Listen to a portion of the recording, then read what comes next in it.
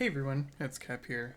This is a very, very unscripted video, as most of my videos are unscripted. But this one is especially unscripted because I'm going to try and do it in a single take. But this is my tier list.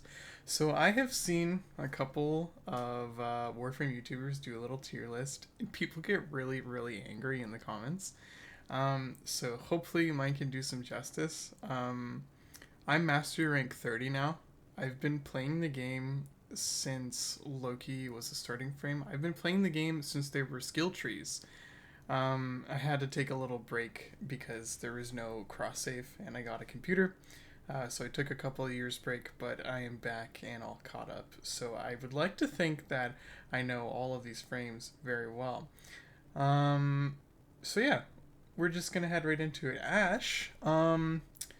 Oh, I forgot to mention that this is going to be from the viewpoint of somebody who goes to level cap a lot. I really like level cap Void Cascade, and I mod a lot of my Warframes so they can handle that. So this is a great example for a level cap.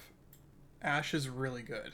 Um, you see him a lot if you go into if you do pubs and somebody has a booster and they say we're gonna go to level cap, we're gonna do this, and they never actually go to level cap. But most of the time, if that person actually knows what they're doing, they're probably playing Ash. The combination from his passive just being really freaking good, on top of having invisibility, which, mind you, invisibility is the best survivability tool.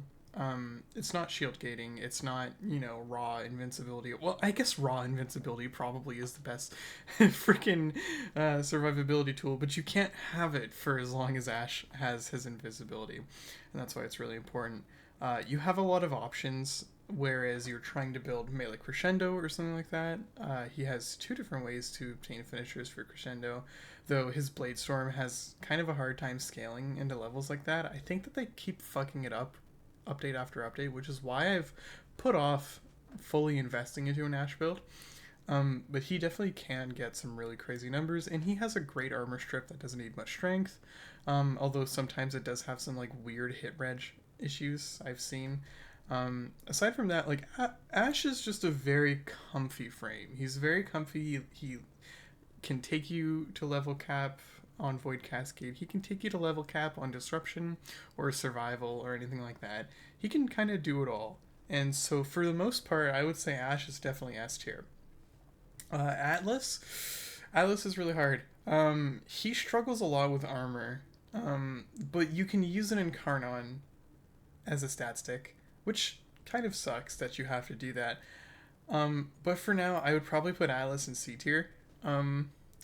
With the right setup, he can do damage. He definitely can. But it's not inherently built into his kit. I would be looking at all these warframes, like what their helmet subsume would be, and obviously you're getting rid of Bulwark for Atlas because that's just freaking useless. But definitely armor is not gonna help you very much at level cap. As much as I really wish there was some kind of armor gating, I don't know. It's really, really annoying.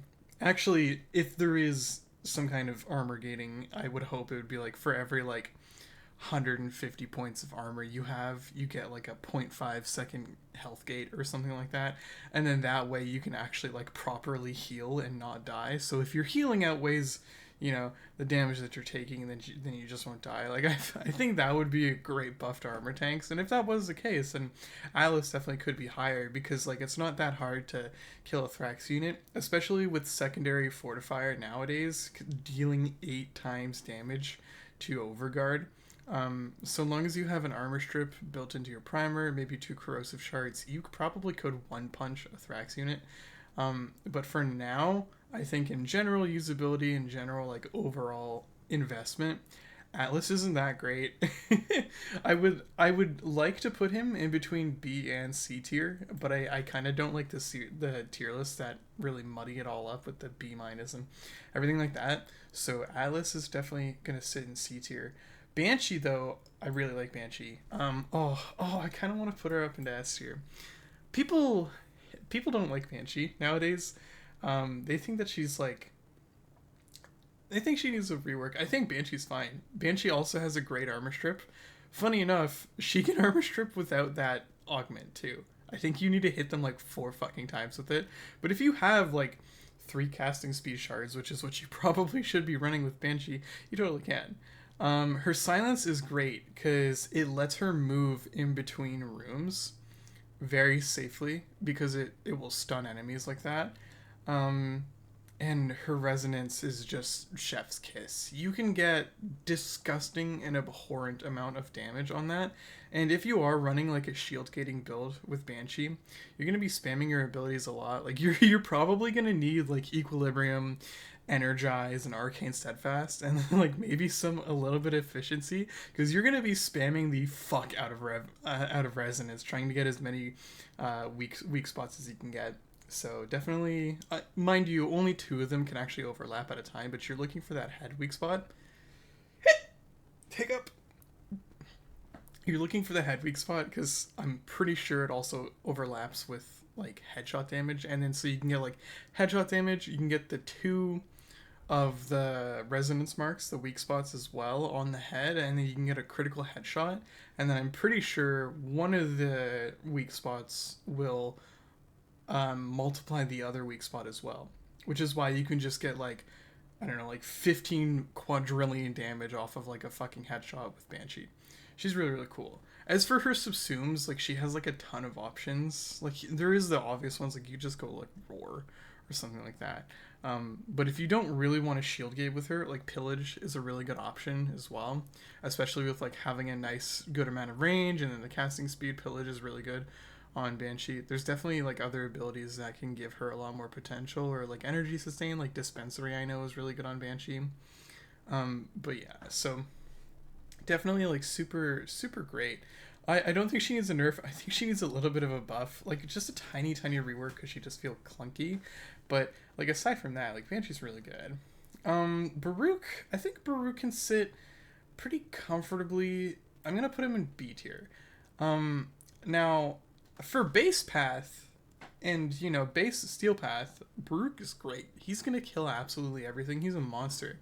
The issue I find with Baruch is he needs too much like setup to effectively run around and avoid Cascade, and especially if it's level cap. Like you don't really see people bringing Baruch into level cap because what he does is raw damage. It's very hard to get Baruch to do a solid damage over time, and that's really what's going to be killing enemies. He doesn't have an armor strip built into his kit or anything like that, so you'll have to subsume it on, and most of the time I'm pretty sure people just subsume on Thero Strike with him. Yeah, you can get really crazy damage numbers and stuff like that, but when there's like freaking 40 level 10,000 enemies in front of you, he's gonna have a hard time. Though that is coming from me, like I haven't invested a ton into Baruch, but I've definitely tried to have some other builds like that, and I know his side attacks are really powerful. Yeah, like Baruch just needs a lot of help. I don't think he needs a rework or anything like that. I don't think he needs any buffs or any nerfs. I just think that he's okay, and he could do better, right? You could set him up with, Wrathful Advance and then have that fun little setup. Caliban, this is going to be an unpopular opinion. I actually think Caliban's pretty good. Especially with his rework coming and that sexy skin and that amazing ephemera he's going to have. Caliban's going to be a really, really strong pick. And you can force him to go to level cap, especially with his lethal progeny and that shield regen. You can do some really funky stuff with it. Like proccing Arcane Aegis and stuff like that, and having that like stupid high shield regen. He's very hard to put down when you know how to use him. And the biggest issue with Caliban right now is that like people hop onto the train and they say he sucks, but they don't really understand like how they should be using him. It's not like a direct answer, right? Whereas like if you're playing Ashe, it's a pretty direct answer on like how you should be using him. Like a decent amount of strength, good range, like a lot of duration, right? It's not that hard to mod out Ashe, but it's like you really got to be thinking with Caliban. But especially because they buffed the what is it? The damage reduction, there we go. Because they buffed the damage reduction on shields to 50%, and it used to be like 30 or 35%, they buff the damage reduction on shields on top of his passive, which is a 50% damage reduction, and then adaptation, which is a 90% damage reduction, you actually get like a pretty sizable DR on Caliban at the end of the day, and you could put like Null Star or something on him to get a crazy DR. There's definitely a lot of options that you can do, and even though your shields might get like instantly shredded, if it is just a straight bullet at level cap, you can tank one or a couple, and that can mean the difference between life and death and getting your shield gate off and everything like that. But his damage vulnerability that Caliban has is multiplicative, and it will apply to enemies that are that have overguard. Even if it doesn't make them float, that damage vulnerability will still apply to them. And he does have an armor strip. His first ability is just fucking useless.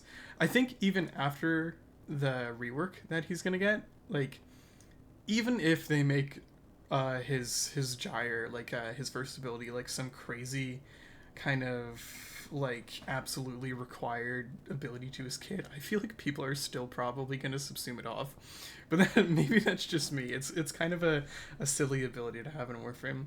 But I'm very looking forward to seeing what Caliban can do in the next update, because he's a strong frame. People just kind of dog on him for some reason. Citrine's another hard one. I think Citrine's going to go above Baruch. Citrine also kind of does the thing where she has the armor and she has the health regen, and that's not going to get you very far. Citrine has so much support power, and it is really impressive what she can do. I don't actually know if recrystallize, her augment, will apply to overguarded enemies. If they do apply to overguarded enemies, you could probably get some pretty crazy damage numbers. Actually, I'll just give Citrine the benefit of the doubt. I'll put her in A tier 2. Because she can shield gate. She has infinite energy, essentially, with her Shattered Blast. It's really, really good. The status chance and the priming that she gets off of her crystal as well is super, super nice. Her Restorative Shell is just not going to do anything at level cap, so it's like very meh, in my opinion. Sorry. I have stomach problems. I hiccup a lot. I forgot to take my meds like in two days in a row, so I'm just like absolutely like trying to not fucking implode from the stomach acid. Chroma is another A tier. I would put Chroma in between. I think Chroma in the long run is probably more usable than Caliban at level cap. You can do some funny little stuff with his armor, actually. Chroma does have a lot of armor. Like a lot of armor. I'm pretty sure I had one Chroma build that I had like 3,000 plus. Like, that's a lot of armor, and that's a lot of DR to have for a Warframe. If you combine it with a new synergy that's been going around, which actually this kills me, because I made this synergy, and then somebody made a YouTube video right after it about it. I'm like, well, fuck, I can't cover it. I probably could have if I got the video in quick enough. It was the same thing with the Neja and the Dante Subsume with his Dark Verse. I made that build, and then the next day, Nightmare Frame published a video, and I'm like, of anybody in the YouTube space, fucking Nightmare Frame beat me to it, which killed me on the inside. Chroma's really, really good. His damage up is additive, unless you're using a glaive, and then it turns multiplicative. I think it also applies to a couple of other melee weapons, and just like small, weird spaghetti code exceptions. Chroma is kind of spaghetti code. I think he could use a tiny little rework to his kit and make his like fourth ability just a little more useful. Or his first ability. Like, his first ability is really only there to swap between the elements, and you're not really going to be doing that in a mission. So that's probably what people are going to get rid of. Though I have had some issues where if I subsume his first ability off, it'll force him to go into a heat chroma, even though his energy is like white for a cold chroma. It's very weird. You can also do some really, really silly stuff with melee afflictions and a toxin chroma, because his elemental ward, the only element of his elemental ward that actually has like an AoE damage effect is his toxin ward. And I don't remember where I saw it, but I know that it scales off of health like slash procs. So you can toxin proc an enemy to death with melee afflictions. It's very funny. So if you run melee afflictions in like Harmony or something, you can totally one-shot a Thrax unit, no problem. Especially with the damage buff that you're getting. So Chroma's really good. I really like him a lot. And shout out to my buddy Nathan. I'm pretty sure his first project at DE was making the Chroma Chinese New Year skin. I think it's the Jianlong skin. That was his first skin he made. And it ended up super good. It's Chroma's best skin. So definitely very happy. Dagath is... She's okay. I think her cavalry, her fourth ability, is a source of true damage, especially with viral procs that gets very strong. And she has good crowd control. She has like a slow built in with word sides and everything like that. And she has like a ton of crazy like immortality as well with that new, especially with the new augment that she got out. She's definitely a very interesting frame.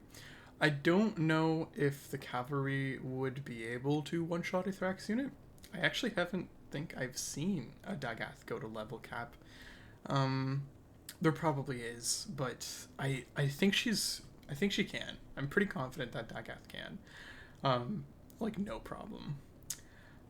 There's not really much else to say about her. She's very straightforward. I don't think she actually needs any subsume on her kit unless you're subsuming off word sides, which most people ironically go with like Nourish or something. She likes to spam her abilities quite a bit. Yeah, there's not much I can say about Dagath. Dante, easy S tier. Even though he's nerfed, he's still really good.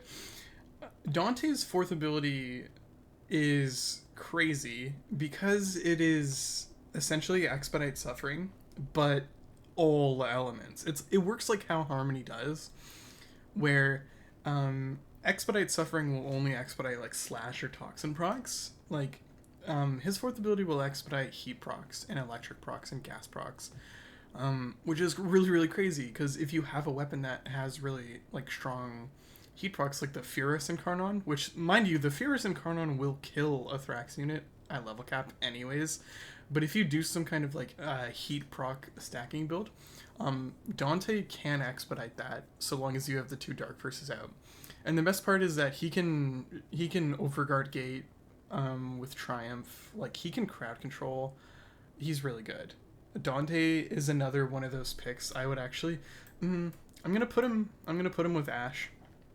He's really comfy. I see him get taken to Void Cascade a ton. I don't see him make it to level cap very often, but that's just because I'm going with Publix. But Dante's really, really good. You just need some casting speed and then some energy sustain, and then he'll be fine. He'll be perfectly fine. Ember... People aren't going to like this. I'm going to put her in front of Alice. Ember is such a fun frame, and especially after she got her skin, she has the level 10 Gyat. She's not great, and she can armor strip. I'll put her in B above Baruch. She is a caster frame, and so she demands a lot of energy. She wants that energy so bad, and the unfortunate thing is that like you're going to be getting your energy sources from killing enemies. And her fourth ability is not going to keep up with that.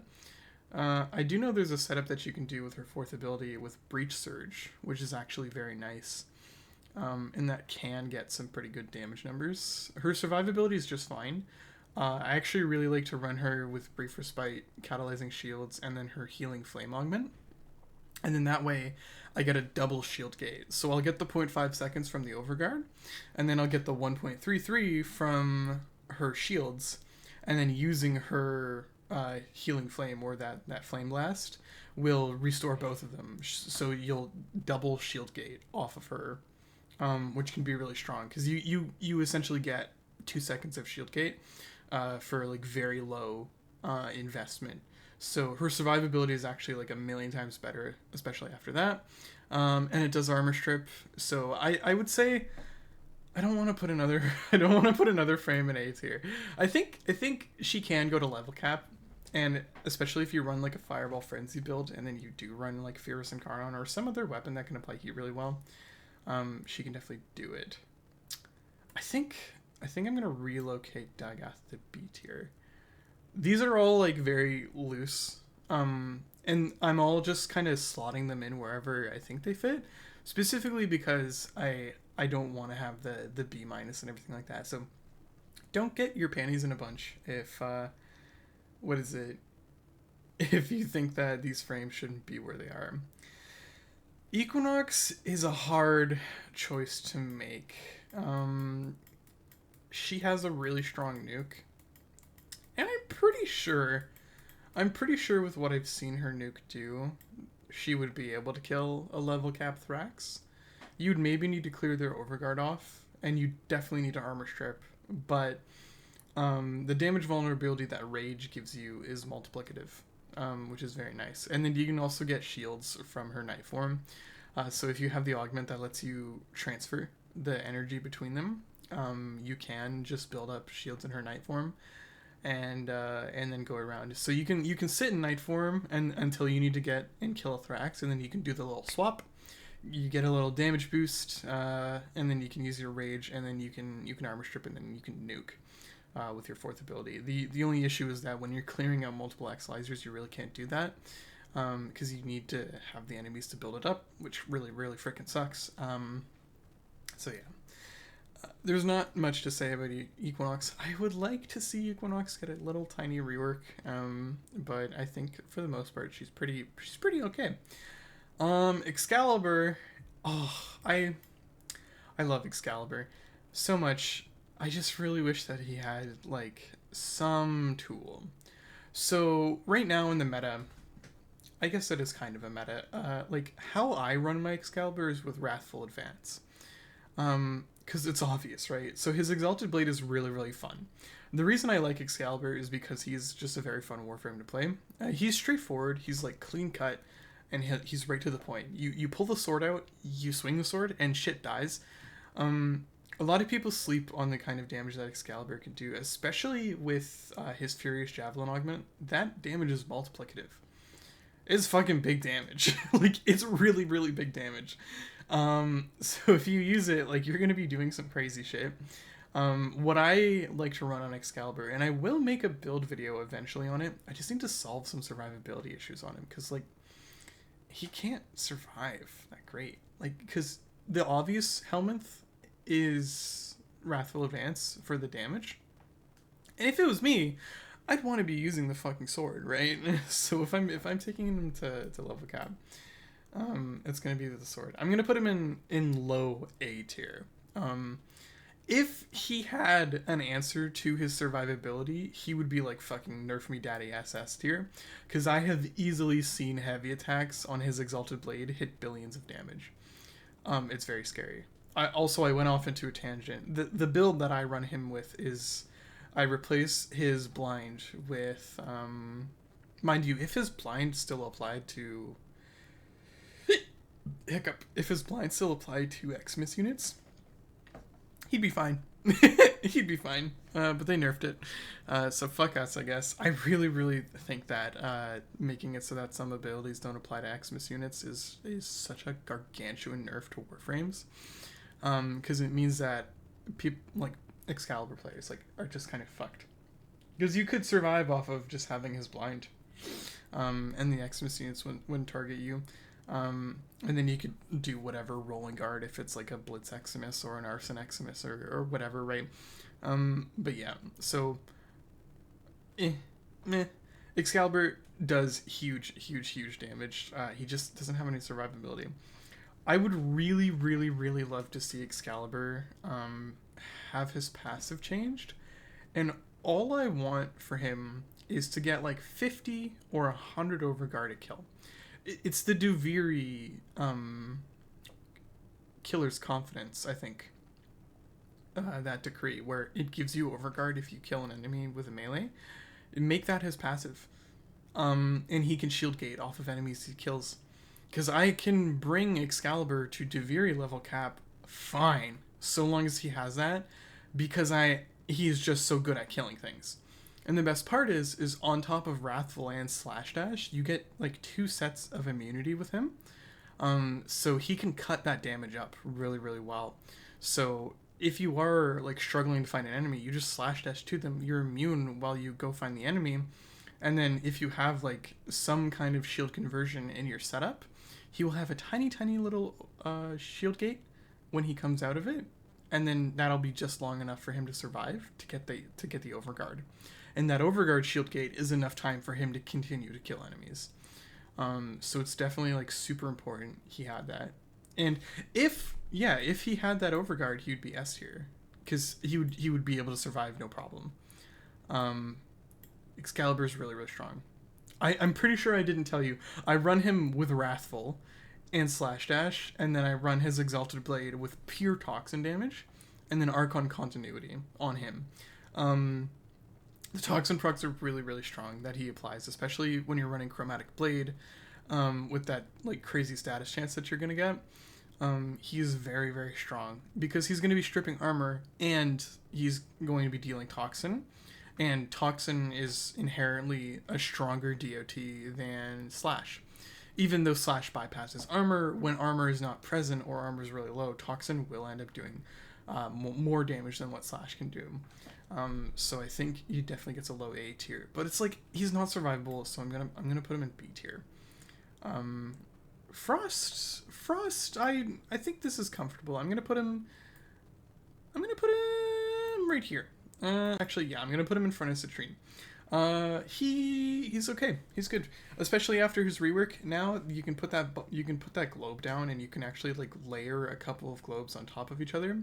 Overguard isn't that effective in level cap. It's just gonna get fucking shredded immediately, because there is no DR on it or anything like that. It's just like health. It's very hard to overguard gate with him, which is obviously something that you can do. The issue is that like he needs a lot of energy sustain. I still think Frost needs like an in-depth rework, because his 4th ability does too much. If they made it so that Ice Wave armor stripped, then his kit would be fine, because the reliance on his 4th ability would go down. But I love Frost. I love his like gameplay loop and everything like that, but I try to make builds that don't use his 4th ability a lot. And it's the same thing with my Sun God Steinax. I was sick of seeing people play Steinax and spam his 4th ability, because every YouTube video that was on Steinax was just Nourish and his 4th ability. And that gets so stale. And it's the same thing with Frost, is you just spam your 4. Spam your 4 to armor strip, spam your 4 to get a ton of damage. And it's like, fortunately he has more options now because of the cold buffs, but still it's like meh, right? It's meh. He can get to level cap. He can get there. It's just going to be hard for him. He really needs to rely on like a bubble placement, and you need to be really like smart with where you're placing your bubbles as well, so that like an Xmas isn't trapped in there with you or anything like that. But he can do it. He's all right. Gara, no. Even if you have a source of infinitely scaling damage, you're gonna fuck up one time, and Gara is gonna be useless, because it's gonna be impossible to build that up again. Damage reduction doesn't do much for you in super high levels and stuff like that. I think she is a little bit more usable with her Shattered Lash, because it technically is a pseudo-exalted. So is Atlas. Atlas's punch is also pseudo-exalted, but this one does slash damage, which I've seen do some pretty decent damage before. The nice thing is that her wall does seem to have like a pretty decent amount of crowd control, in the way that it can section off your battles for you, which is kind of nice. But yeah, like there's not much to say about Gara aside from like slash damage good, but Gara doesn't do it as good as like someone like Ashe, right? Garuda, this one's hard. I'm gonna slot Garuda into S here. This might make people angry. Okay, here, let's put this into context. She has infinite energy. She forces slash procs to happen. She can shield gate just fine with her 4th. It's it's kind of the best of all worlds. Like, you can completely make one of her abilities completely useless just by putting our like Molt Reconstruct on her, and then she'll heal herself from her own abilities, which is great. So you just have the ability loop of you use your fourth, and then you use your bloodletting, and then you can just use your fourth and all your abilities again. She just needs some casting speed, and then you're fine, right? And then at this rate, I have like a million Talforged casting speed shards. Like, I'm not struggling for that. So yeah, I also like to put Wrathful Advance onto Garuda as well. There are some really silly builds that you can do, especially because her first ability, if you're struggling to kill an enemy and they are bleeding out, you can use it to do like the instant execute, and that will just kill them instantly if they're under 40 HP. It's not hard to judge what 40 HP looks like. You just wait until the bar is slightly lower than the center of where their level is, and then you'll be able to kill them. Water. Yeah, Garuda's fine. She's not fine. She's really good. The good thing about her as well is that she can kill crowds really easily too, and that kind of becomes a really big issue. You get really overwhelmed in Void Cascade when you are running not Garuda, but when you're running around and there's like a massive team of, not team, but like group of enemies, and you have to kill the Strax in front of you. It's gonna suck, right? But Garuda takes care of that really well. So you can do a ton of different things with her. Like a fun little build that I found was running Magistar and Karnon and then forcing the bleed proc with the slam damage. It's very cool. You can do the same thing with like Stropha or any kind of like heavy attack. Like a really big burst of high crit damage is gonna really fuck the enemy up. Goss me daddy. Goss is really good. I'm worrying that I'm not gonna be able to put any frames into like Ultra S tier now that I look at it. Actually, I have a couple. Maybe I'll readjust the whole list. Goss is really good. I'm gonna put Goss up here, specifically because he has a heat expedite with his thermal sunder, which can do fuck shit amounts of damage. If you didn't know already, he can do fuck shit amounts of damage. Kinetic plating is not that useful when it comes to Goss, but with his battery and Arcane Aegis and a little bit of finagling, I think with like fast deflection, you can get infinite shield gates. His recharge delay is incredibly small. So it's super duper strong with Goss. You can make him just genuinely invincible. I don't know if they're ever going to nerf that. I kind of hope they don't, because it's a little bit of an investment to do. Goss is just really good, and he's fast. He'll clear your rooms like super quickly, and the thermal sunder, he can just freeze enemies, which is really nice. His AoE at level cap is not super great because thermal sunder by itself is not going to be killing enemies, but it will when you can give them heat procs beforehand. The other thing that's really nice about thermal sunder as well is will strip armor, so it's kind of built into his kit. So he's very much so like very like good synergy with Furious and Karnon. I actually think like in this case I would probably do this. So this is a new order here. Yeah, he can do a lot, especially at level cap. He's very strong. Grendel, no. You're here for Nourish. He can armor strip, I'm pretty sure, by bouncing. But he's just not great in general. He's a fun frame. He's a fun, lighthearted frame, and I think he deserves that. And then that's basically that. I don't have a ton to say about Grendel, but yeah. Gyre is probably going to go right at the top of A tier here. Aside from maybe like a tiny bit of survivability issues that can be pretty easily solved, Gyre does a lot of damage, like fuck shit amounts of damage. Like she's a very scary frame. She can definitely kill at level cap. Like no problem. She's fine.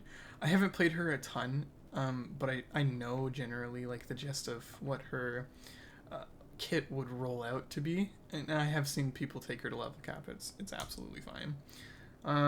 In this case, what I'm going to do is I'm going to put Ashe up to S tier, and then I'm going to put Harrow at the top of S tier. People don't like Harrow for some reason, but he, like, come on. Seriously, he's like some of the hardest support, not hardest, but like craziest support in the game. You get infinite energy. Like there's no better energy generation in this game aside from Harrow's Thurible. You can tell me why 200 energy in a headshot is bad. Tell me why having like over a minute duration for every single one of your abilities is bad. Haru's fucking insane. He shield kits himself. He has infinite energy. He has a fire rate buff, a reload speed buff. He like buffs your crit like fucking crazy. I run Arcane Avenger and Combat Discipline on him and his penance, where he slaps his shoulders to remove his shield. That heals you. So I can proc Archon Intensify to get a bunch of strength, and then I can also proc Arcane Avenger to give myself even more flat crit damage. I mean, not crit damage, crit chance buffs. So it's like you're already getting 200% flat, you know, not multiplicative, not additive, just like it is on top of your calculated crit chance. And then you're getting the extra 40%. So you're getting 240% critical chance on a weapon that probably shouldn't be like critting that much. So it's very, very strong, especially if you use him with like certain things like, I don't know, like the Phage is really, really strong with those heat procs. And then if you just make that like ultra crit all the time, it's fucked. Harrow's really, really strong. I love Harrow. Once again, one of those frames that needs a little bit of casting speed to feel good, but he's strong. Harrow's really, really good. Hildurin is, I think Hildurin deserves to sit comfortably at the top of B tier. Her first ability maybe not, can't kill, but Hildurin does have access to pillage and armor strip and a lot of health, a lot of shield gating Hildurin can do. It's just kind of hard to manage that when you're spamming it all the time. I know that there is an Arcane Avenger build that you can run with Hildurin that lets you make her Balefire Charger do like a bunch of damage, and I tried it and it does do a lot of damage. It just, they need to be armor stripped and they need to be defense stripped. Fuck, these hiccups are killing me. So yeah, there's not like a ton of else to say. I think her third ability is just like a tiny bit useless. It is a really, really hard drain on her kit, but so far as survivability goes, like Hildurin is definitely there. She doesn't have any great damage buffing tools aside from her armor strip from pillage, but she's probably gonna die way less than a lot of the other frames on this list. So definitely like pretty good. Hydroid, I have a complicated relationship with. Hydroid would like immediately be disgustingly S tier if he had a good survivability tool. And we come back to the point that armor is not that. If there was a health gate, Hydroid would be like fucking, oh, nerf me daddy, so hard. But for now, I'm gonna put Hydroid, I'm gonna sandwich him in between Chroma and Caliban. I'm actually going to shove Caliban in front of Chroma here, and then we're going to do that. Caliban, my beloved. My 30 minutes of playtime on you have not gone unnoticed. Yeah, Hydroid is like, if you're running Nourish with him, I think he's like one of the best weapons platform in the game. He's strong. He's really, really strong. That's a lot of corrosive damage he can give you. If you're running his augment, it increases the amount of corrosive damage even more. So if you get like a good plunder out, for the next like 30 seconds, you're doing like 600 or 700% corrosive damage. And I don't care if the enemy has armor or not. That's still extra damage that he's getting on his weapons, and it's fucking crazy what he can do. Yeah, Hydroid's super duper strong. He's great at priming. He can viral prime. He can corrosive prime. He can armor strip. He can do basically it all. He's just not that great against like Corpus. But against like a Thrax unit, you just put one barrage down, and they'll be completely primed to kill by the time they exit their like ethereal state. Yeah, definitely super strong, and he does have iframes with his tidal surge and everything like that. I just think he needs help with energy sustain, because he's going to be wanting to like spam his abilities quite a bit. But Yeah, like you could shield gate on him just fine if you wanted to run Harrow's Chains or Pillage. Um, Definitely like super solid. I think with Hydroid, he's just really good. I love him a ton. I love his skin and everything about that. He was the first frame I played when I got back into Warframe because that was just right around when his rework happened. So Hydroid's definitely strong. Inaros, yeah, yeah, I guess. The issue is that he is really hard to put down. But if your Blitz Eximus at level cap is doing like 1 billion damage, it's gonna be kind of hard to tank it. I know Inaros does have a couple of sources of really good crowd control, and people sleep on crowd control as well in Warframe. The only issue is that obviously it's not going to apply to Xmas units, but I think he can go invincible with his tornado. I haven't played a lot of Inaros. I don't actually have Inaros Prime either, which is really funny. But I do know that he's pretty good, and he does prime enemies really well with the corrosive damage that he can do. I'm pretty sure he will also prime enemies if he has the Elemental Sandstorm augment as well. I think Inaros is okay in my opinion. Ivara is gonna freak a couple people out. The headshot multiplier she has on Prowl is really good. I've seen people do fuck shit damage with that. Like crazy damage. And she has another invisibility. And she has like a ton of tools for crowd control and everything like that. She is really strong. There's not much to say about Ivara. Like, it kind of does force you into a little bit of a slower playstyle as you obviously need to fucking walk around. But her prowl speed does rely on power strength, so if you just mod her for a lot of power strength, I would probably say like Dispensary is probably a pretty good helmet to put on her, because she's going to be wanting to use quite a bit of energy, especially because you want as much power strength as possible. You're going to be using that negative efficiency to walk around. But I'm pretty sure if you get her infiltrate augment up to like 100% on the walk speed, you are just basically walking around, which is fine. That's definitely fast enough. Maybe some parkour velocity, and you can just be rolling everywhere. She's really good. She has a built-in invisibility, which is great, and then the headshot multiplier she gets is also like really great, and then sleeping enemies and everything like that just kind of comes along with the deal. You could also, if you really wanted to, just like slap down a really quick dash wire and then use her augment that gives you crit damage, and you could also just kill a Thrax unit like very freaking quick with that. She's really good. Jade has a lot of very unique survivability tools, and I think that she can sit pretty comfortably over maybe here. Maybe here. Actually, yeah, we can put Jade over there. Her exalted ability does a lot of damage. And it's not in the way that you typically would. You actually don't want to use her. You want to put her first ability on the enemy because that is a really good source of damage vulnerability. But I've actually discovered that like for heavier units and stuff like that, you're going to be doing more damage per second if you just rely strictly on a primary fire build. The other thing as well, the fact that Jade is in the air means that she can use some unique damage reduction mods, and her exalted ability also gives you a damage reduction as well. So you can stack a lot of sources of DR onto her and regen her shield.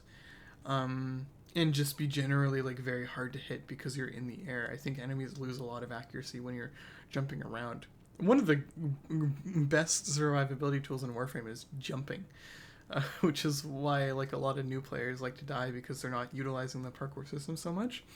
It's very hard for enemies to hit you. But yeah, I think Jade's really good, and she can kill level cap Thraxes with her exalted. And not only that, but she's just going to buff the squad to like fucking high heavens. Like, she's really good. And she armor strips too. though it takes time. Yeah, I'd probably subsume her armor strip off.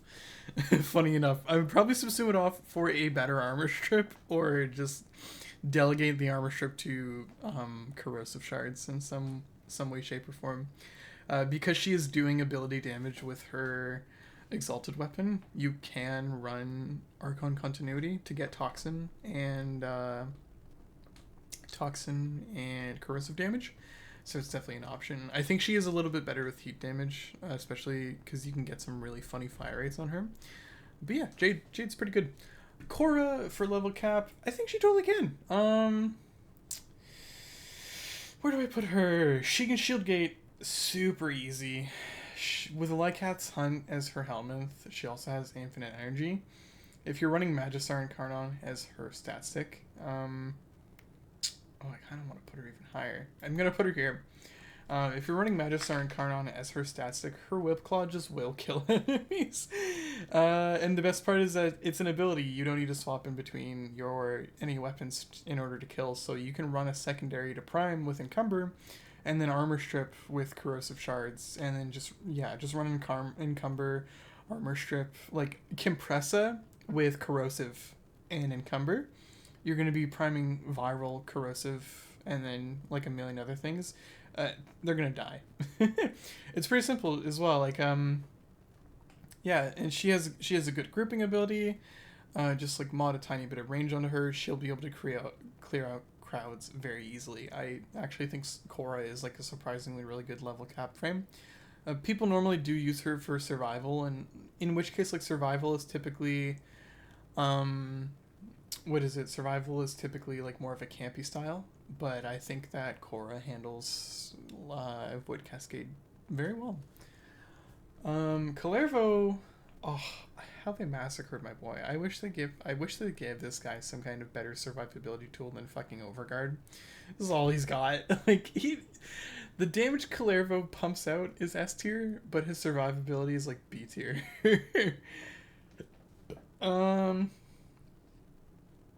I think if you manage... Yeah. Sorry. Oh, my stomach is killing me. I don't care. It's unedited. I think if you manage your Overguard and all of your immunity frames that you get with Kalervo, as well as like your Rolling Guard and Vazarin, you can bring him, but it's going to be a busy playstyle. It's going to be a really, really busy playstyle. But he is definitely possible. I mean, I kind of want to...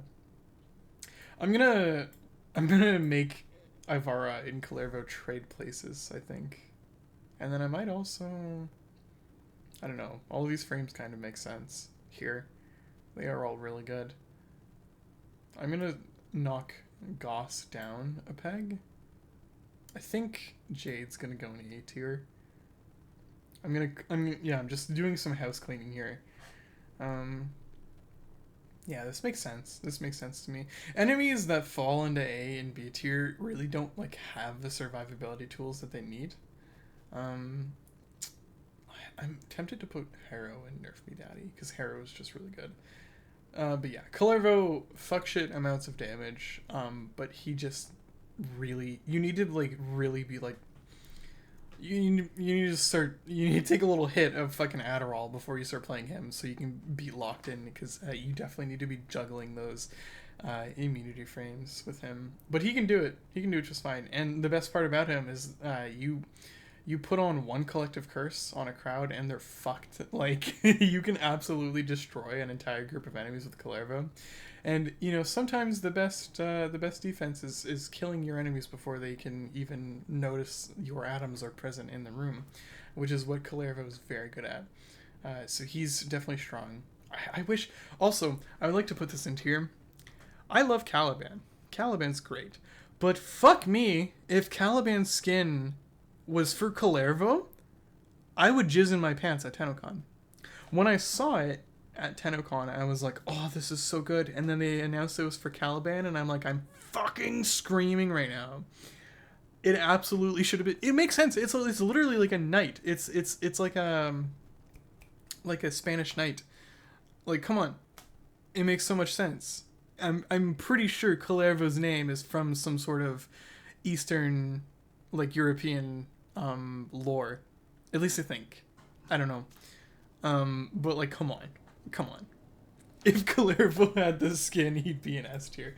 But no. Yeah, I just wanted to put that in there. Kalervo got fucking dirty about that. But I guess it's because they're doing his rework as well, so they're kind of capitalizing on that. Caliban definitely did need the makeover in some capacity. His base skin's a little ugly. But yeah. Lavos is a hard one. I think Lavos goes over there. He's another one of those frames that has a really hard time surviving. And the issue is that you can't spam his abilities, which fucking sucks. But you get forced elemental procs of anything. Anything. And come on. Yeah, there's nothing else I can say about that. Like, Lavos is really, really strong. People sleep on him all the time, too. He does have a lot of health, right? And technically, like, what the devs want you to do is play with his health, but obviously at level cap, that's not going to work. So, like, I think the best survivability option for a Lavos is to run the Rack to Dark Dagger. Because he's going to be doing so many elements, he can definitely clear rooms with the guaranteed element. Like, you could just do, like, guaranteed heat or guaranteed toxin or anything like that, or, like, even guaranteed corrosive. You're just going to be doing, like, a lot of damage, and the dagger is going to keep you alive. The issue comes when his shield actually breaks, because you need some source of shields that already exists on your health bar to jumpstart the shield gate, or the shield regen that the Rack to Dark Dagger can do for you. So he would need to maybe rolling guard and then just wait for your shields to pop back up, and then after that you'll be fine. Obviously you're going to be in times where the rolling guard is just not going to be enough to save you, and that's kind of where Lavos falls short, but his damage is great. It's fucking great. Valence Formation was the best thing to ever happen to this game. It is, like, so strong. He kind of does what Hydroid really likes to do, where with all that corrosive damage, like, Hydroid will force you to have corrosive damage, and obviously if you're running Nourish with him, he'll also have Viral. Lavos is very much the same way. And you can mod, like, Blast onto him to get some funny numbers as well. Like, you can obviously do, like, Viral Corrosive is just, like, a super solid and strong setup with him. Limbo. For Void Cascade, yes. Well, yeah, kind of. For survivals, oh my god, nerf me, daddy. Limbo's great. For Void Cascade, I'm gonna put him in a humble S tier. Limbo's so good, and people don't know how to use him, and it fucking kills me. Melee Influence, by the way, will travel between the Rift and the Overworld as well, if you didn't know that, which is why a lot of Limbo mains just like to run around with, like, stealth multipliers and stuff like that. You can use, like, Radiant Finish on Excalibur, and then you can get, like, a finisher damage or something like that. You can get some fuck shit done with Limbo. Yeah, I think he can definitely do it. And Limbo's survivability is the best, because if you ever feel as though you're going to die, you enter the Rift, you cancel any ability that has the Rift on the enemy, aka just holding down Banish. Most of the time people are going to be subsuming Cataclysm off. But yeah, you just hold Banish and then you're fine, right? You just need to dodge Eximus abilities and you're okay. And the best part about Limbo is you can just run Silence with him and you can just fuck all those Eximus enemies and they're screwed. They can't do anything against you. So Limbo plus Silence instead of his Cataclysm, and you just kind of pick your battles as you run around. He's very strong. His survivability is great. Like, I want to put him in Nerf Me Daddy, but like, it's just in general, like, his damage is not that great. His augment relies on enemies being in the Rift, which really sucks because that's kind of his safe haven. But yeah, Loki's another one of those frames that's really good. I kind of want to put him in Nerf Me Daddy. The way that I run Loki is how do I run Loki? It's been a little while since I ran him. I run Safeguard Switch on Loki. And when you're maxing out your durability with Safeguard Switch, you get like 20 seconds of just actual hard invincibility, which is fucking insane. Yeah, like, come on.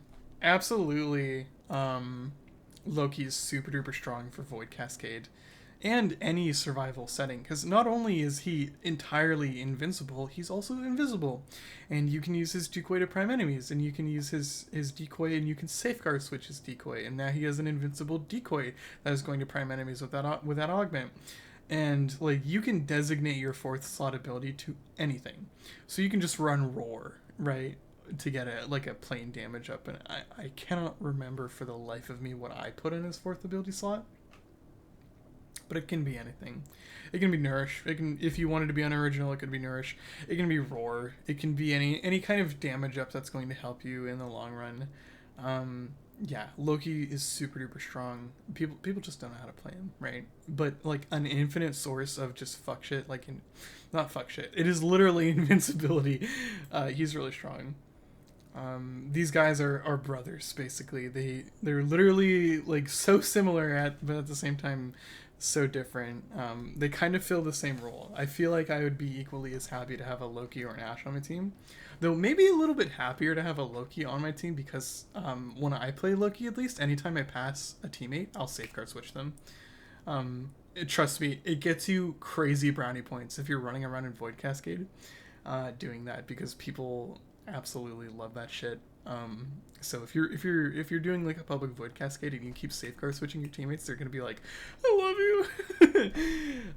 Mag, this is pretty easy. I think Mag is gonna go like up here. She can shield gate. She can do like crazy amounts of damage. She can crowd control. She has grouping abilities. Like, there's not a lot I need to say about Mag, because she kind of just has it all.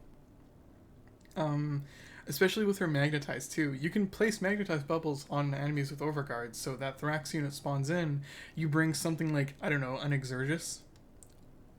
They're done, right? They're done. They're done. I don't know what else to tell you. They're done, right? You can do a lot of stuff with Mag, so she's super good. Finally, we can go back to B tier.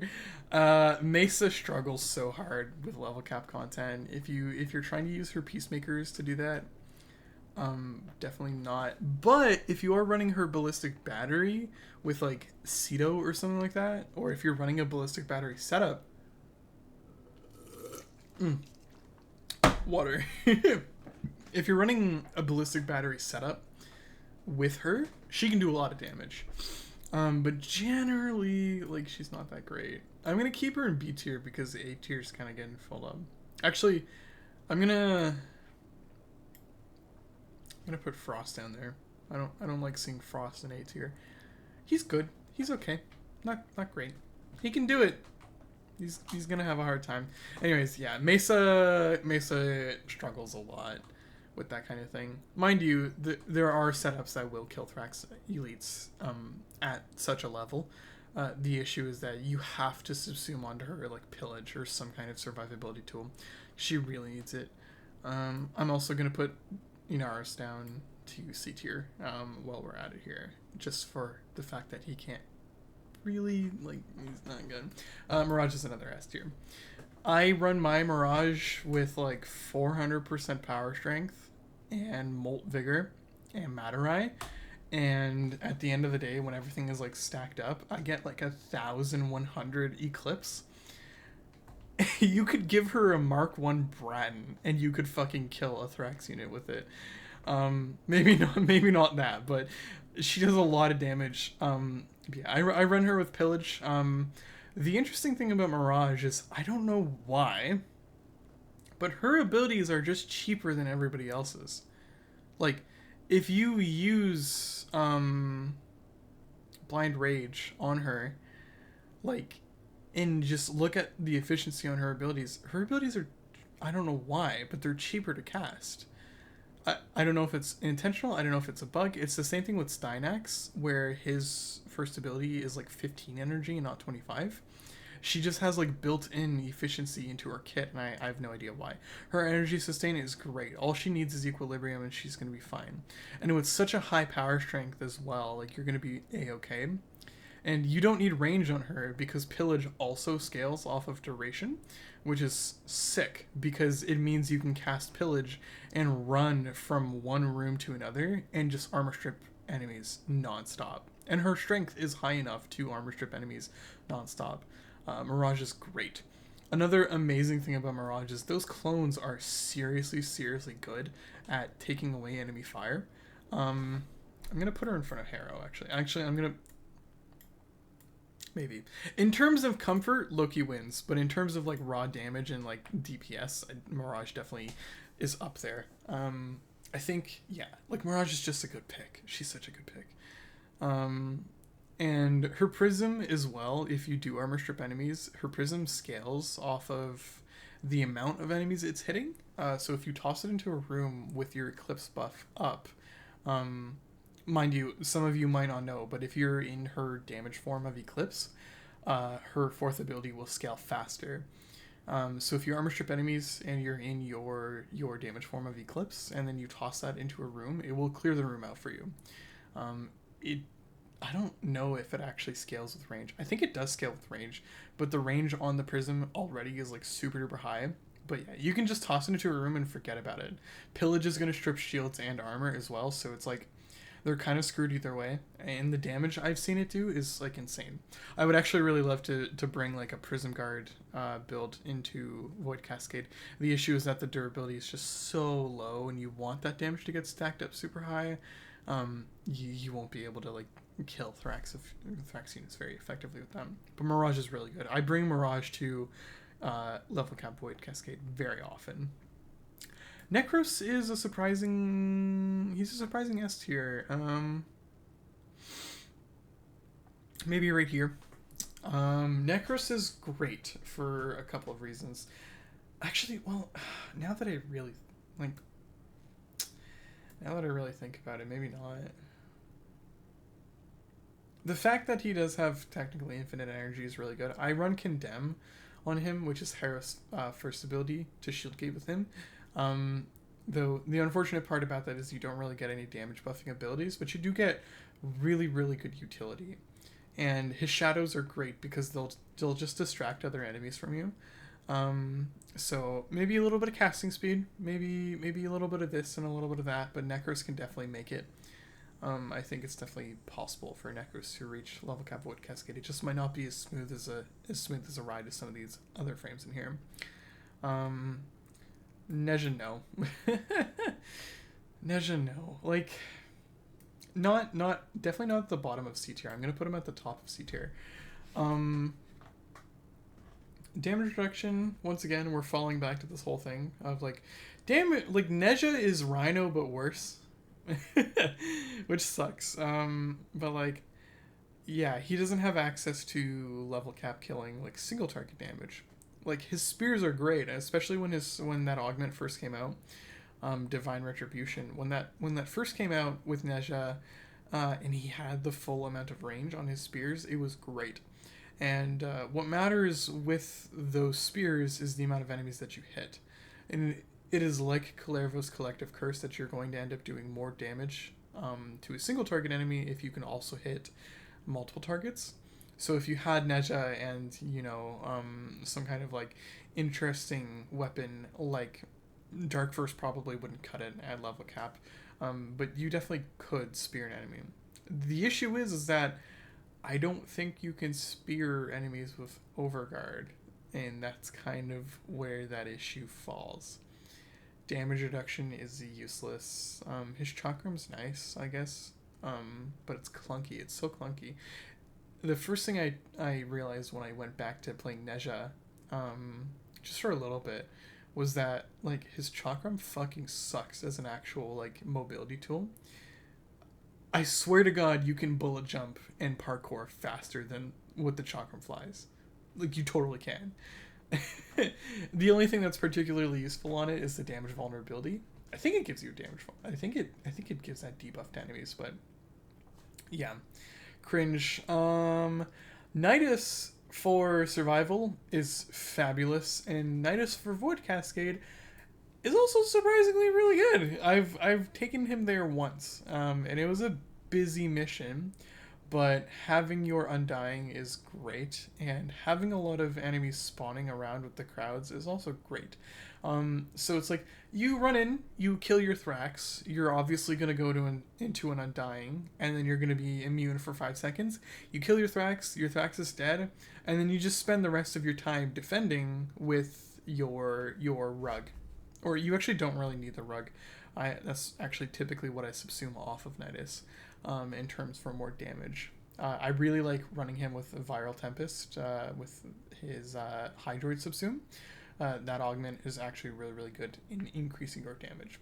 The only issue about Nidus is he really needs his fucking augments, and the thing that sucks is like the one augment that increases his stacks of 300%, which is what makes his Virulence super duper strong. You can't go into Undying for a really long time, and at level cap, they absolutely will just burn through your raw, sheer HP. Maybe not if you have his Parasitic Vitality up. The run that I did not have Parasitic Vitality, and it also didn't have his Abundant Mutation, and that was just so I could keep his stacks up and keep that invincibility. But his survivability is great. His damage is also pretty good. The fact that he can link with an enemy as well is also great because it just gives him status immunity. You basically just run in, find an enemy to link with, you maybe go into your Undying, it's hard to tell, and then you recoup your stacks and you're pretty good. Yeah, I think Nova for Void Cascade, her Molecular Prime gives you a 2x damage multiplier. I think it's a damage multiplier.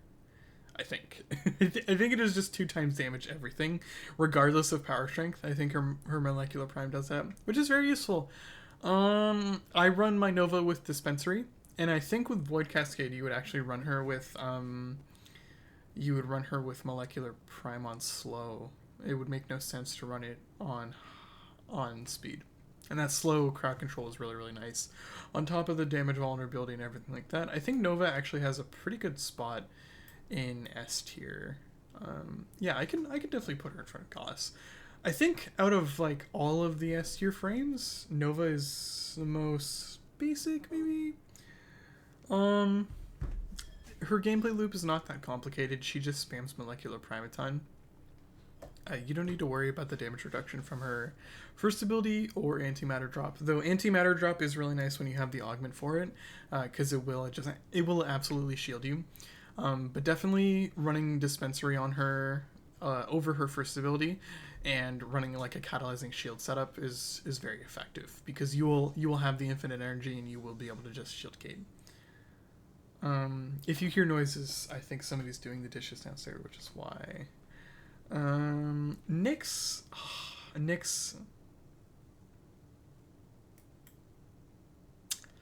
I think that's our first Rework Me Daddy. I think Nyx is our first Rework Me Daddy.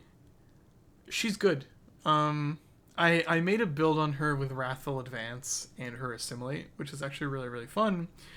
The issue is that you have to be mobile in Void Cascade. And in general, you have to be very mobile. So obviously you're invincible, and you know if you run with a good efficiency setup, you're gonna be fine.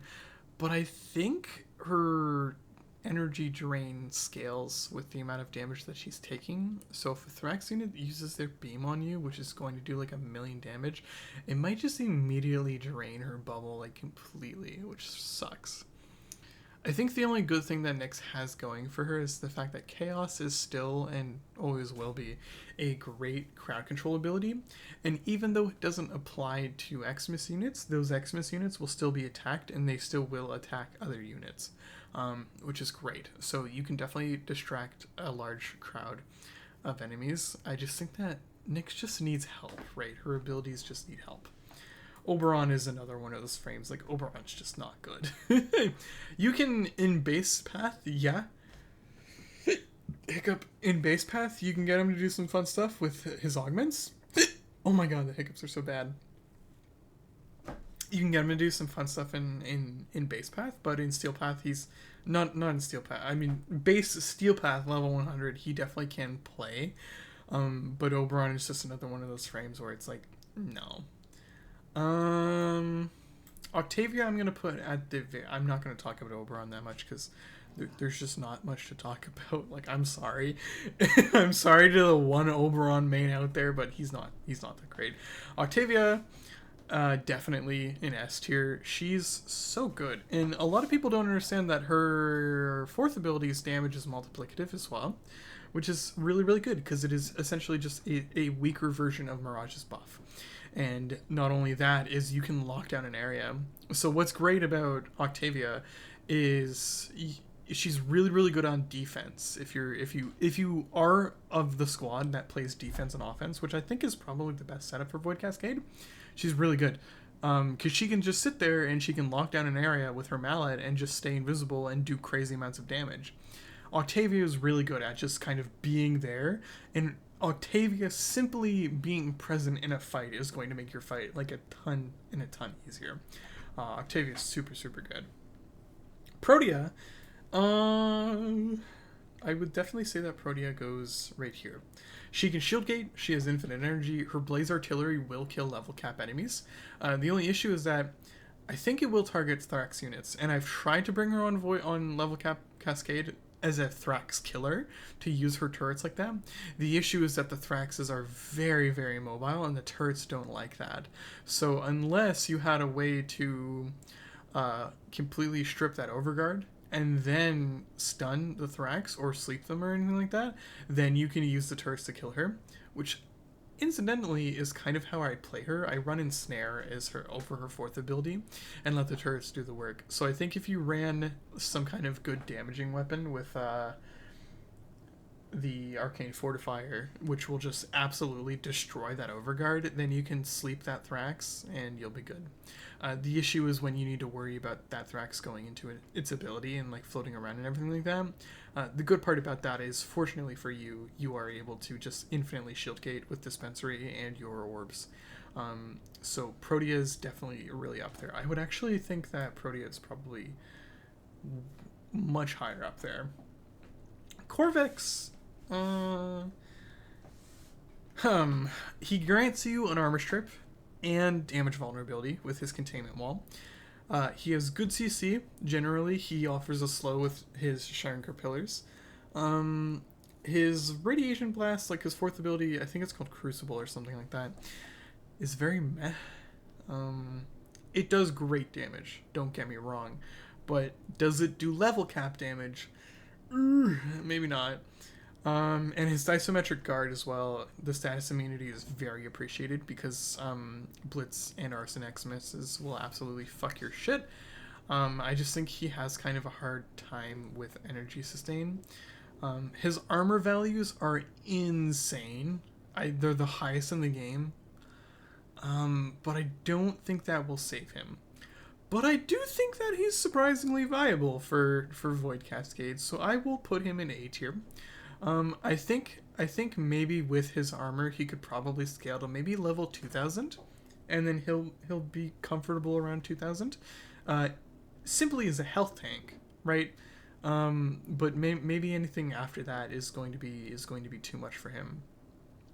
Revenant, this is easy. I don't think Revenant's kit is very good, but what Revenant gives you in return is just this fabulous source of invincibility. I'm gonna put him into first S tier because the issue with him is he just doesn't do anything else. You might be able to Reeve Thrax units to death if you are running his viral build with Reeve. I actually don't know. I think you can. I think that's still in the game. But yeah, like the issue with Revenant is he's just boring. He's fucking boring to play. I tell everybody who's getting into level cap, especially if you're like a lower MR and you're running like the Latum and the Fenmore, especially if you ran Zada's Whisper plus Latum back in the day, like it was Revenant who you would use, right? Yeah, there's not much I can do. There's not much to say about Revenant either way. Like, run some corrosive shards on him, give him a roar or something else, right? And then you're fine. He's really a super simple frame. Rhino, I fucking love. Oh, Rhino's such a good level cap frame. Um, Overguard, not great at level cap. But what is great is the sheer amount of it that Rhino can obtain, and the fact that he's able to kind of make himself immune very often with that iron skin. It is really, really strong, and you get the buffed roar, like the unnerfed version of roar, which is really strong. You get great crowd control. You get like great everything, and the best part is that you can subsume onto him as well, and then you can also do some fuck shit like you can subsume anything you wanted onto him. Like he already does it all, and then you can make him do even more of it all because his charge is not that great. So it's like if you really wanted to, you could just put like some kind of mobility tool into his charge. I think if you really like, if you wanted like a super nice, well balanced build, you would run Wrathful in his first ability slot, because I'm pretty sure you can put Wrathful and Roar on the same Warframe. And then once you have that, you just run a Glaive with Crescendo or something stacked up, and you'll just clear crowds like there's nobody's business. I'm pretty sure that Glaive would also fucking kill Eximus. Like, not Eximus, Thrax units at that point. Like, Rhino's so strong, so strong. I saw a YouTuber, which I can't remember their name for the life of me. I was falling asleep when I was watching that video. But I saw a YouTuber who brought Rhino into level cap Void Cascade, and they just ran him like a standard primer, but they ran Aeolac. I think they ran Kuva Nukor because it would go from enemy to enemy, but they ran the Aeolac, and Aeolac is one of the rifles, like weirdly enough, it's like a small subset of rifles in Warframe that has multiplicative CO. And just every shot with Roar in the Aeolac in the multiplicative CO, especially with all the status effects that Kuvanokra is applying, every shot from the Aeolac would do 1 million damage. It's very, very cool. Rhino's great. Saren, this might be an unpopular opinion. I think Saren's like top of A tier. She has a hard time surviving, like a really hard time surviving. Her molt is great because actually, well, her molt's a status clear, which is going to save you in a lot of cases. The more I think about it, the more I want to put her a little bit higher. Her molt's great. Like, she forces you to have corrosive damage, and then if you put Nourish on her, you'll also have the forced viral damage, and then you'll get like a ton of toxin damage, and so she will do like absolutely crazy amounts of damage over time. Saren is famously really good at just clearing crowds out as well. The issue that comes is with her molt. And if you're running catalyzing shields with her molts, like me personally, I've run into a lot of issues trying to survive with that setup. I think she needs maybe some kind of subsume for survivability, because like shield gaining with catalyzing shields is a great way to absolutely burn all of your energy. And if you don't have a second to clear out the enemies that are in front of you and keep your energy levels up, like, you're going to be screwed. So it's definitely very scary when you're kind of in that situation where there's just too much to handle. Yet again, it is more you just need to play smarter, not harder in that case, where Saren would be able to take care of it. I think she can sit very comfortably in there. She just does have survivability issues, but her damage is insane. Saren's damage is insane. SS tier. This is gonna be a really funny opinion. Sevagoth's new augment, I think it's Dark Propagation. It does percentage-based damage on health. And it's kind of like Dagath's, wherever Dagath is in this list. Where the hell did I put Dagath? Right here. It's kind of like a really, really fucked up version of Dagath's cavalry, because it will also factor in viral procs, and depending on your power strength and like the general like life, I don't know, the health drain or the actual true damage that this ability is doing with Dark Propagation, you can absolutely just ability spam your way through level cap Void Cascade with him. Um, he's very fun, and he also has built-in Gloom, which is a great CC. So if you're running Gloom and then Cold, enemies just won't move. You only really need to worry about Xmas units, and yeah, you just give him some casting speed. Give him Arcane Steadfast. Hiccups. Give him Steadfast. Give him Energize. He's gonna be zooming through that fucking tile set like fine. He's gonna be great. Sevagoth is very fun. I'm looking forward to his prime because I want to really fully invest in him. Sevagoth is one of those frames that just isn't really understood, but I think he's really good. Sevagoth can definitely kill a level cap very easily. Just give him a primer, and hell, give him the epitaph, right? I'm normally very against using the epitaph as a primer because it is so overused, and there are weapons that can absolutely prime way better than the epitaph. But give him that. The cold procs are great on top of Gloom, so you know, stack them two puppies together, and he is going to be fine. Stynax. My baby Stynax. I love him so much. He's not great at single target damage. I think he goes like probably behind Chroma.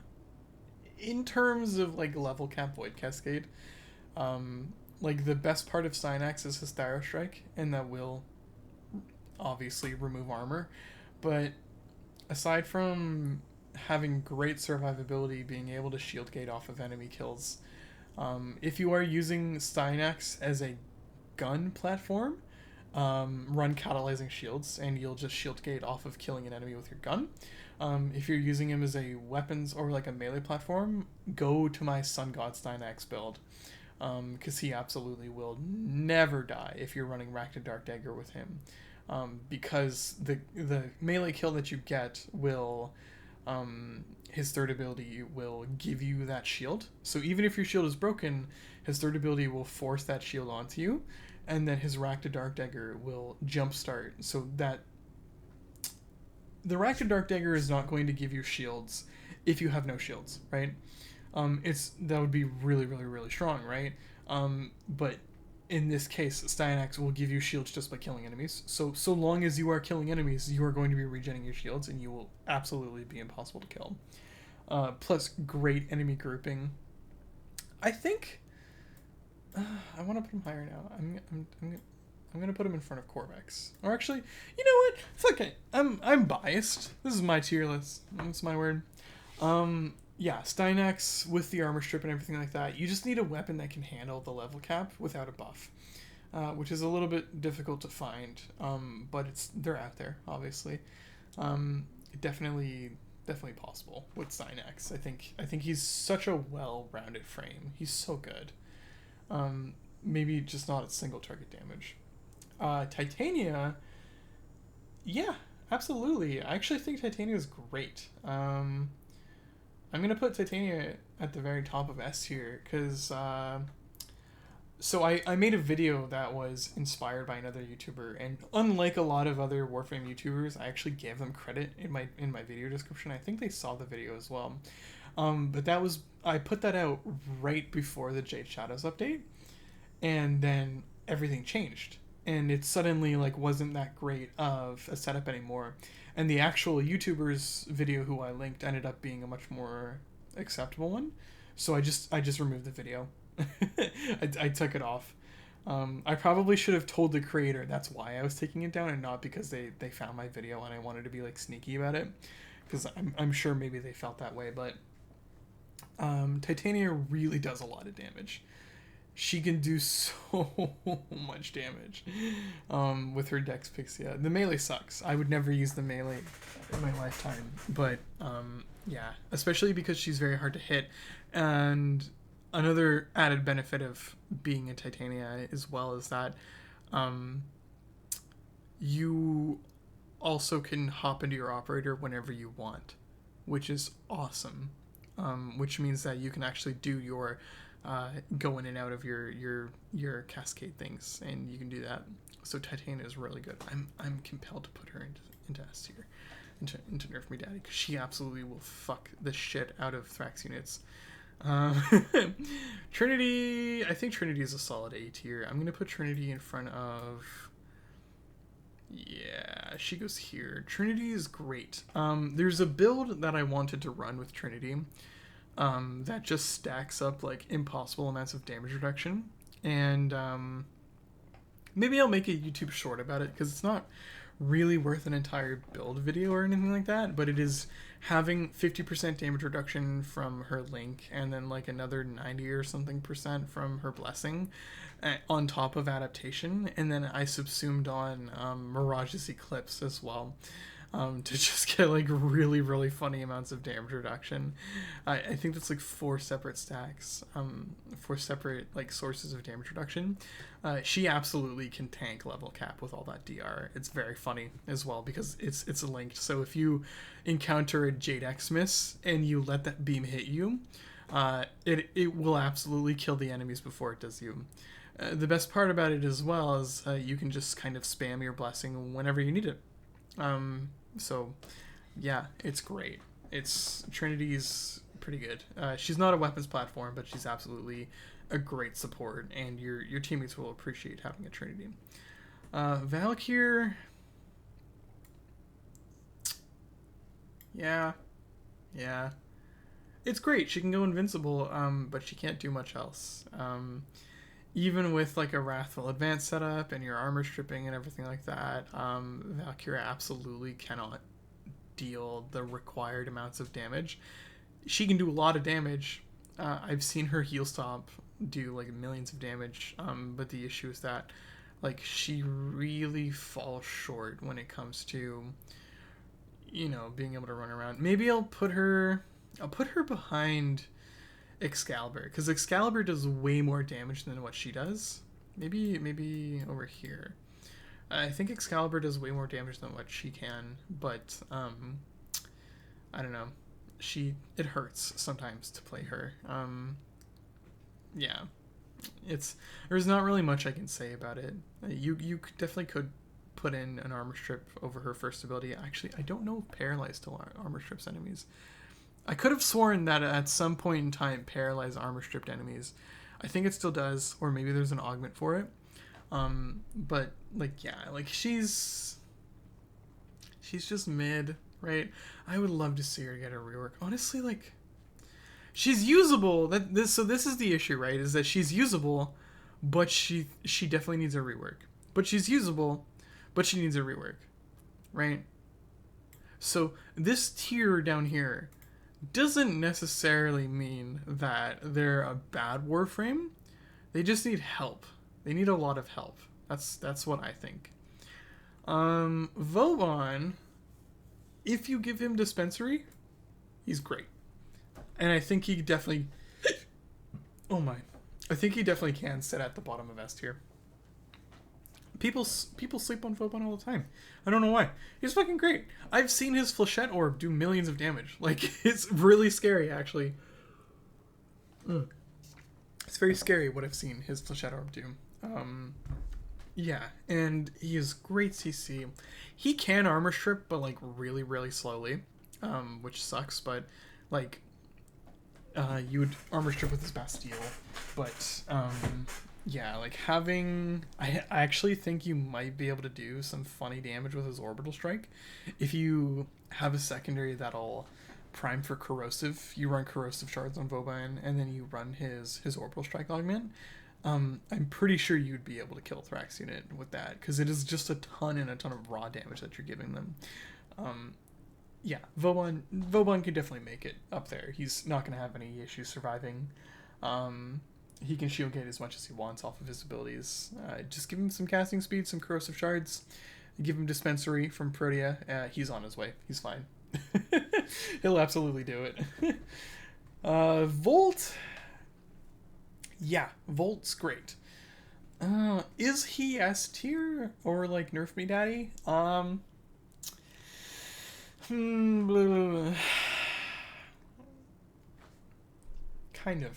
of.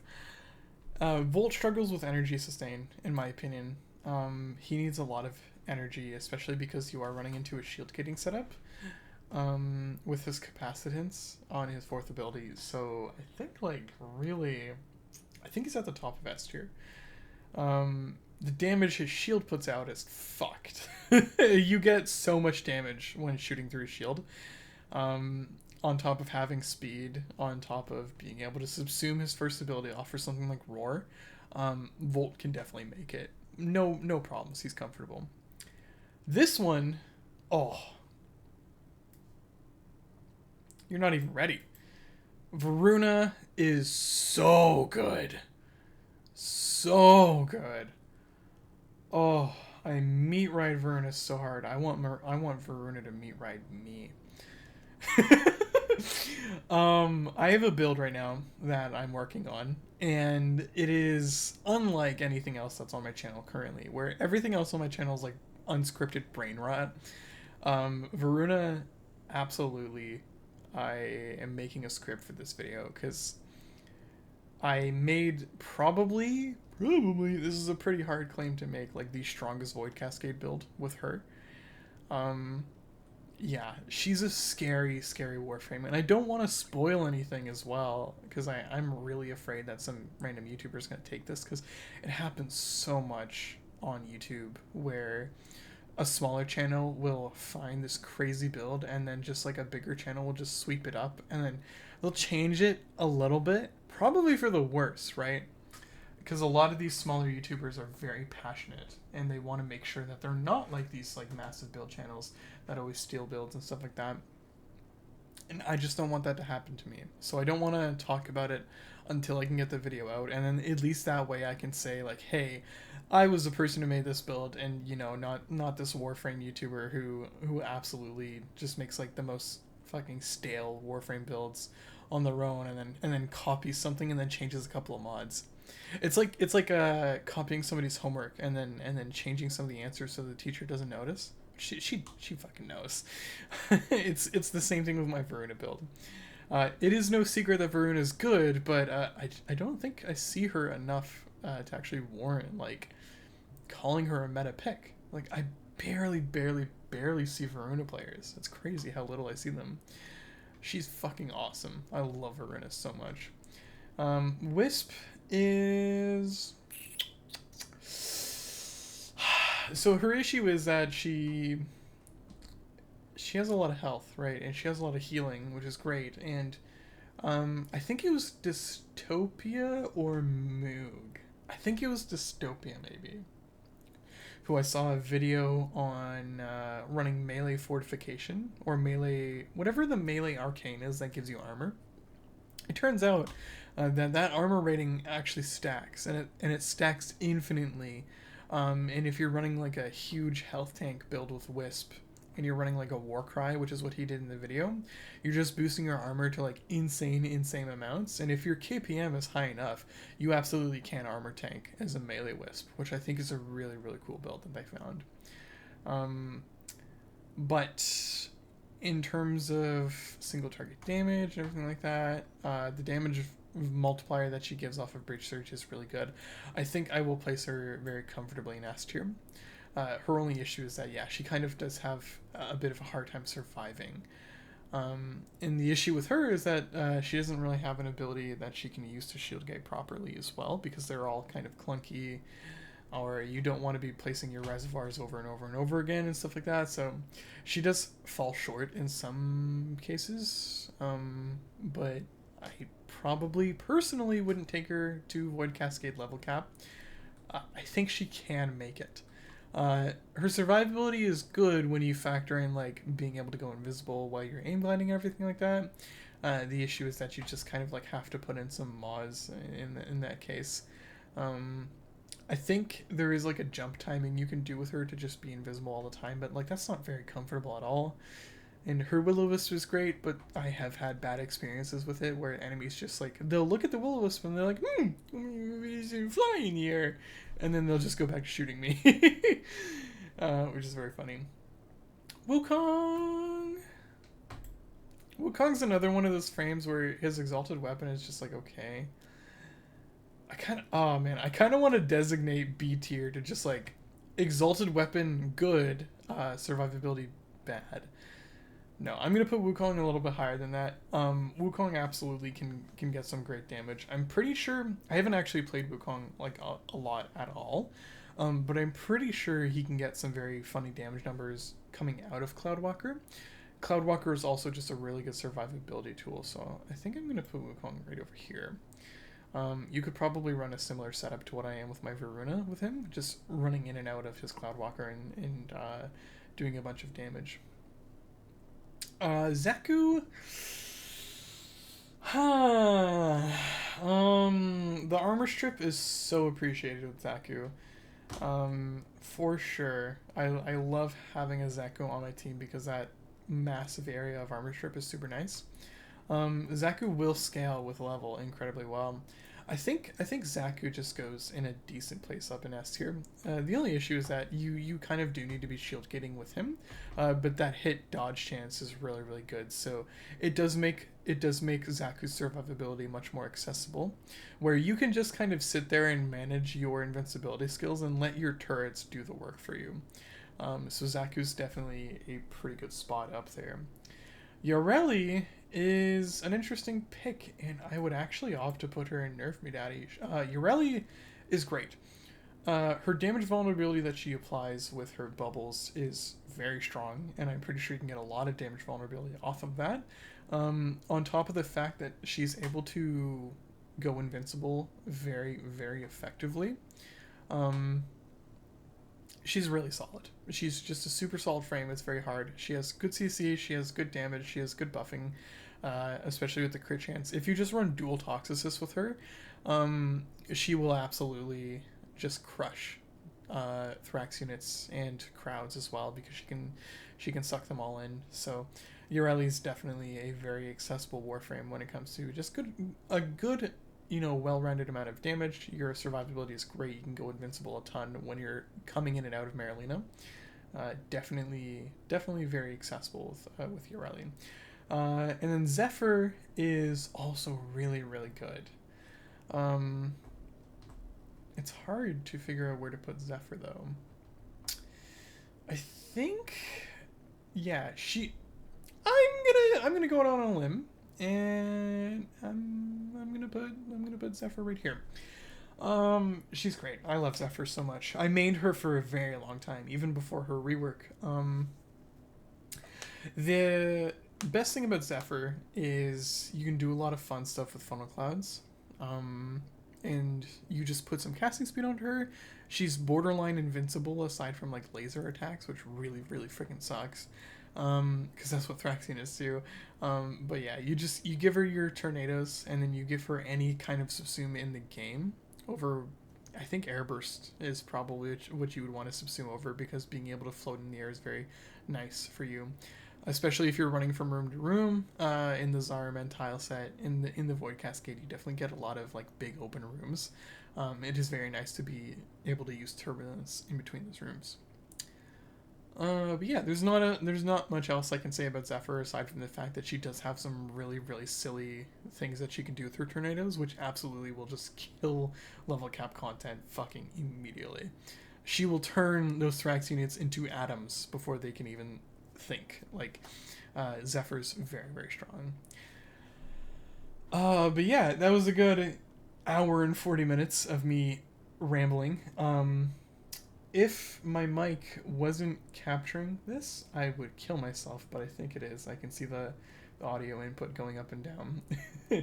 I think I'm losing my voice as well because I've spoken so much. But this is my tier list. Yeah. Go buck wild in the comments. Absolutely. I want you to get so angry at me and give that video so much engagement. Mind you, this is from the perspective of a level cap run, especially in Void Cascade, which is what I run, right? If this was for like a survival frame or a base Steel Path Warframe, this list would look so much different. But this is factoring in a lot of different things that you need in order to make it at like such a high activity game mode like Void Cascade. But yeah, I don't think I have anything else to say aside from that. So definitely hopefully, what I hope this is for you guys is just like something nice to listen to while you're plugging away at the grind or something like that. But yeah, you guys have an awesome day and goodbye.